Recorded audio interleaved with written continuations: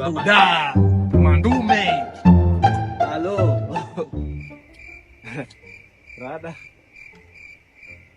Wadau, mimi mtanisamea. Mimi nayo acha niongee nitoke kwa roho. Buda tuna beef na wewe. Ai. Wewe kwenda huko ngai, hizo ni posta gani umekuwa ukitengeneza za show unatuweka hapa?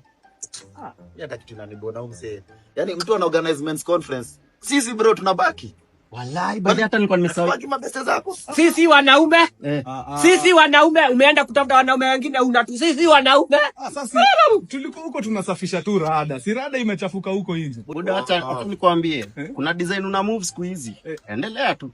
So Sisi kubembeleza. ate rada imechafuka. So sisi hatuwezi safisha. So si hatuwezi kusaidia kusafisha rada. Okay, kama ni hiyo mnataka si ni kitu rahisi basi. In fact tafadhali huyu alibaki. Sisi tunabaki aje? Walibaki.